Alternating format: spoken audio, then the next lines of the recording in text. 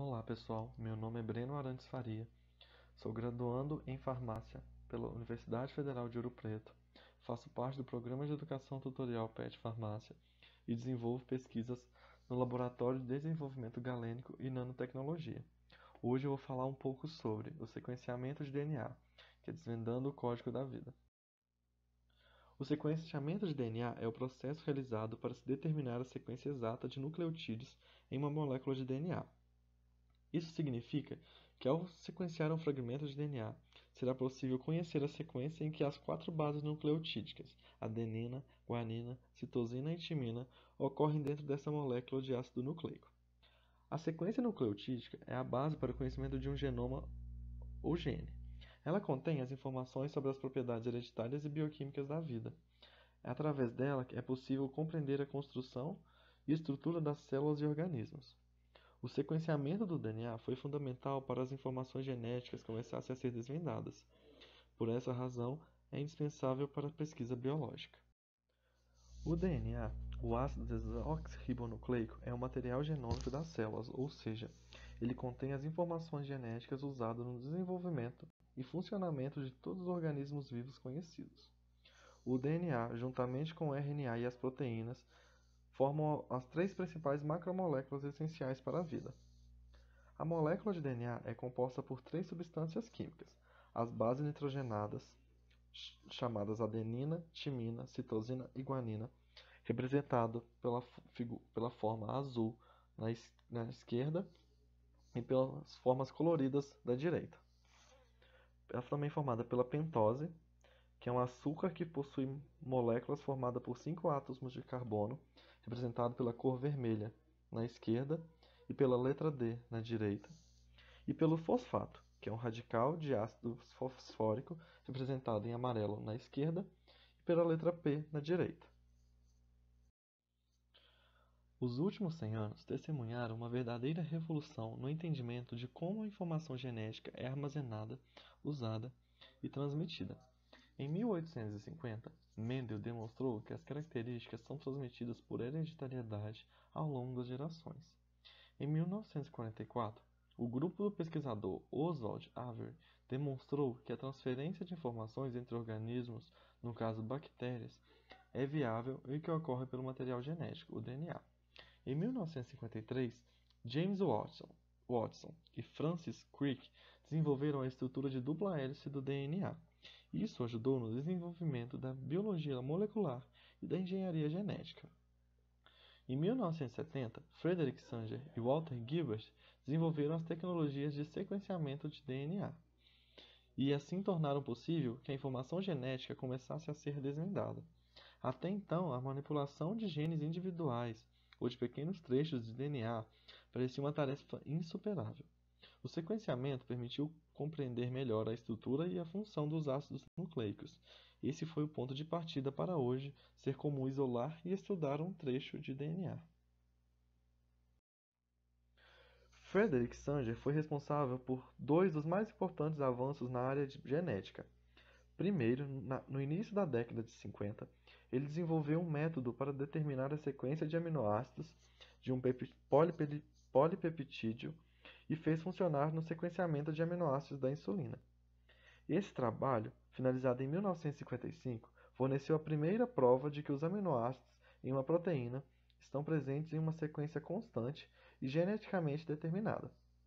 Isso deu aos biólogos moleculares a confiança em atacar outros problemas, tais como o código genético. Em 1977, Sanger aperfeiçoou um método rápido de sequenciamento do DNA. Por essa razão, ficou conhecido como o método de sequenciamento de Sanger. E isso abriu a porta para a análise da estrutura do gene e sua organização. Ambos esses avanços foram valiosos e reconhecidos com prêmios Nobel em 1958 e 1980. O método desenvolvido por Sanger foi crucial para o desenvolvimento do Projeto Internacional do Genoma Humano. O projeto do genoma humano teve como objetivo determinar a sequência de todo o genoma humano. Esse esforço de pesquisa internacional custou mais de 3 bilhões e levou 13 anos para ser concluído. E a primeira sequência completa foi determinada em abril de 2003. Esse mapeamento abriu diversas fronteiras e forneceu meios para identificar mutações e doenças genéticas específicas. Pôde determinar quais trechos de DNA contêm genes e quais trechos carregam instruções de regulação, ligando ou desligando os genes. Também abriu caminho para uma medicina mais personalizada, permitindo aos cientistas examinar até que ponto a resposta de um paciente ao medicamento é determinada pelo seu perfil genético. No método de sequenciamento de Sanger, também conhecido como método de desoxi ou método de terminação de cadeia, uma molécula de DNA, cuja sequência deve ser determinada, é convertida em fitas simples, que são utilizadas como molde para sintetizar uma série de fitas complementares. Cada uma dessas fitas termina aleatoriamente em um nucleotídeo específico diferente. A série resultante de fragmentos de DNA é separada por eletroforese e analisada para revelar a sequência de DNA. Nesse método, são preparados 4 tubos de reação de sequenciamento, ou A, C, G e T, correspondendo a cada um dos 4 nucleotídeos. E em cada um desses tubos contém o molde de DNA a ser sequenciado, a sequência do iniciador, que é o primer, a DNA polimerase, os 4 desoxinucleotídeos trifosfato, que é o DATP, DCTP, DGTP e DTTP, um didesoxinucleotídeo trifosfato marcado radioativamente ou por um corante fluorescente específico para cada tubo. No tubo A tem DDATP, no tubo G tem DDGTP e assim por diante. Além disso, também tem um primer ou iniciador marcado que é adicionado ao DNA unifilamentar cuja sequência é desconhecida e uma enzima DNA polimerase que adiciona bases livres ao DNA unifilamentar, usando o pareamento de bases complementares. Com isso, ocorrem 4 reações diferentes, correspondentes aos 4 didesoxinucleotídeos marcados, que é o DDATP, o DDCTP, o DDGTP e o DDTTP, como a gente consegue ver lá na figura.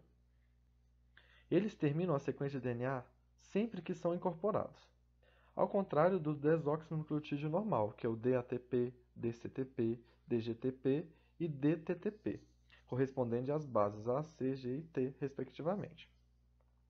Isso produz fragmentos com comprimentos variáveis, que podem ser separados por eletroforese.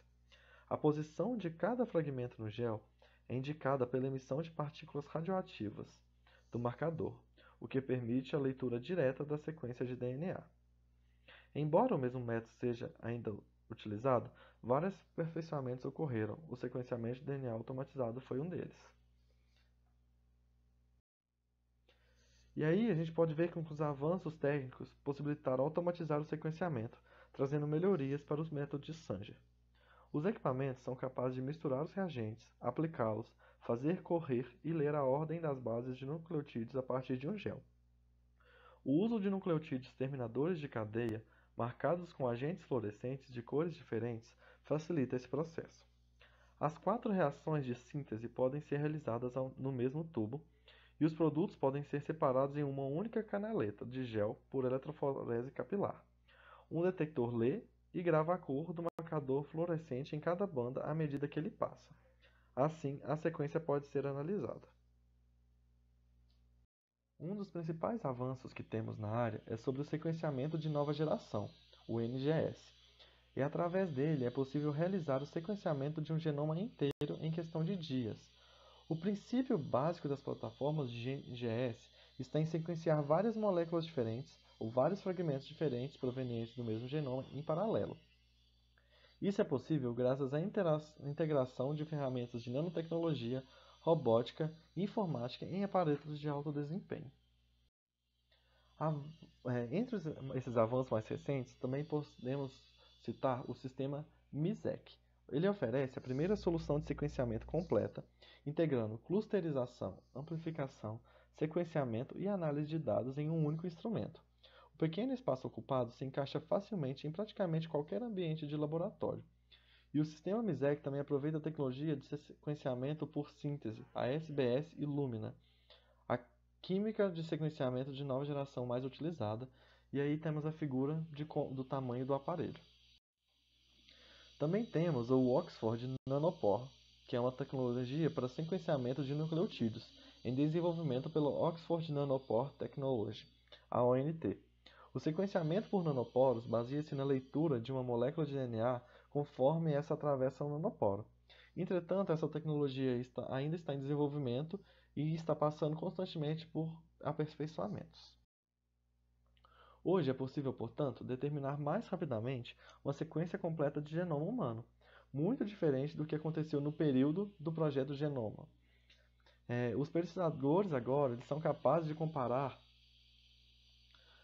grandes extensões de DNA, mais de 1 milhão de bases ou mais, de indivíduos diferentes com mais agilidade.